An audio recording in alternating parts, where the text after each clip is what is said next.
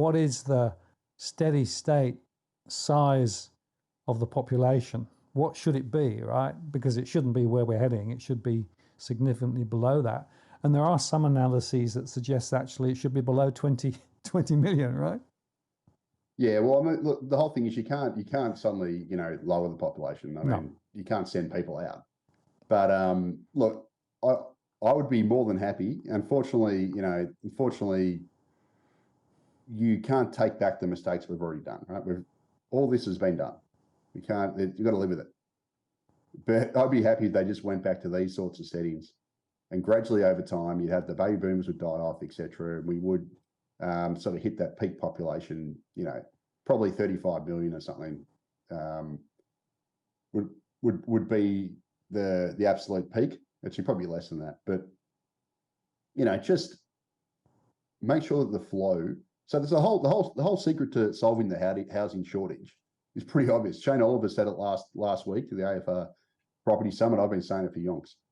You got to make sure the immigration program is commensurate with the nation's ability to supply houses, infrastructure, and to also safeguard the environment. So it's got to be within the environment's carrying capacity.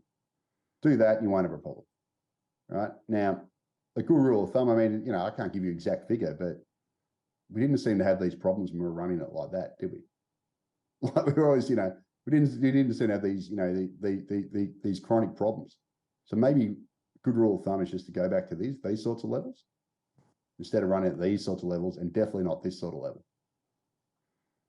That's, kind of what I'd say. Like in terms of what the actual, and what I love to see is, instead of doing this, this referendum on the voice, which, let's be honest, looks like it's going to get smashed. And, I'd say probably majority of people don't put it, as one of their top priorities.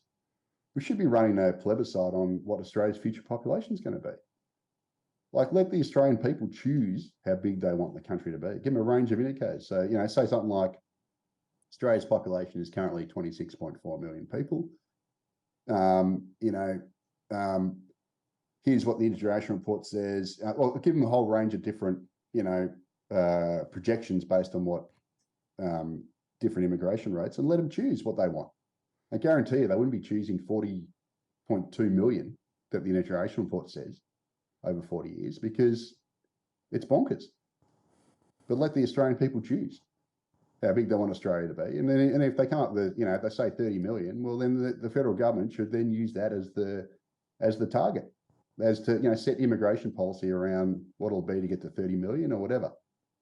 Or if it comes out 32 million, well, then you set net overseas migration at probably that sort of level that we had here, and we'd hit it.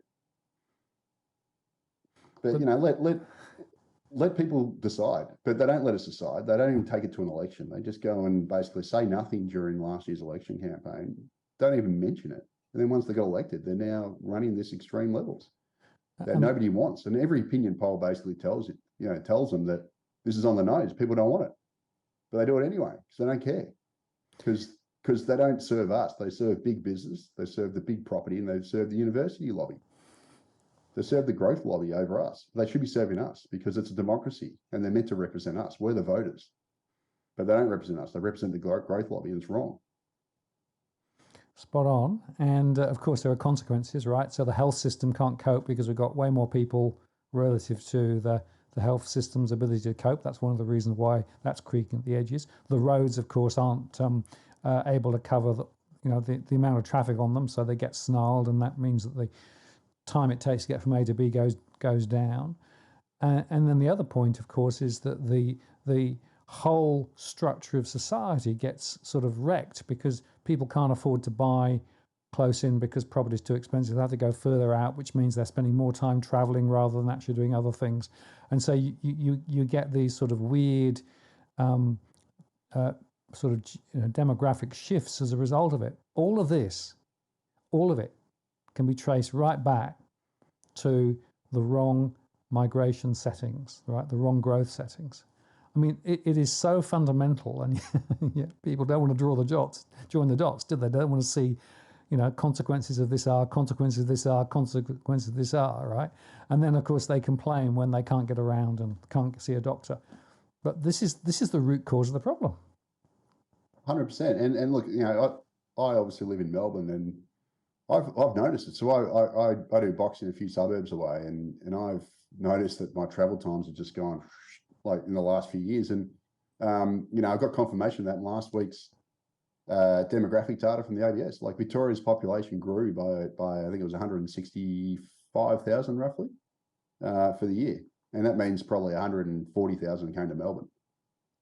It's nuts. Like, of course, you're gonna literally see it. And if you keep growing at that rate, every year you can add a few minutes to your trip. From A to B, it's just going to get longer and longer, harder and harder. And now, I hate driving around Melbourne. It's just one of the beauties of working from home. I rarely leave my suburb.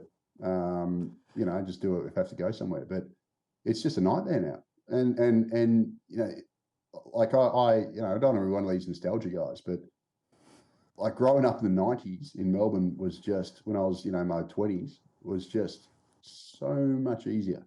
Apart from the fact that housing and everything was cheaper and everything was cheaper. It was just easy to get around. And now it's just not. Like, livability in Melbourne has been absolutely smashed. And it's been smashed because the population of the 2001 census was 3.3 million. And now it's over 5 million. And, based on these sorts of figures and based on intergenerational thought, it's probably, it's going to get to 9 million by 2060, which would be in my lifetime. Hopefully, if I don't, if I live a decent length, so in my lifetime, born in 1978 to when I die, hopefully in the 2060s, if I live that long, Melbourne's population would have gone from 2.5 million or something to 9 million. It's just, that is an insane amount of growth. And most of it's been obviously this century. And you can't grow like that without creating a whole lot of problems everywhere. And that's basically what I've seen this, I've seen my city get destroyed. Well, it's a bit melodramatic, but get degraded quite significantly. And it's the same in Sydney, and, Southeast Queensland is going to experience the same soon. They're growing very quickly. They're just not there yet. They're sort of Melbourne 20 years ago. But you can see the writings on the wall, and you go, well, why are we doing this? Well, it makes no sense. Like, we don't have to do this, but they're choosing to do it for no good reason other than just to support their big business, big property, and the university lobby and the higher education lobby. But they're certainly not representing us, and that's what every opinion poll says pretty much. That overwhelming majority of people don't want this, but they don't care. They're doing it anyway, and they're directly manufacturing a housing shortage. Well, who wants this? And I've got a 15-year-old son and a daughter about to turn 13, and I was just, what are they going to do in 10 years? Under these sorts of policies. It's just insane. It's like you're stealing your kid's future. Why? But they're doing it. So, we've got to call it out. Yeah, absolutely. And it's interesting. I'll give you a bit of a story here.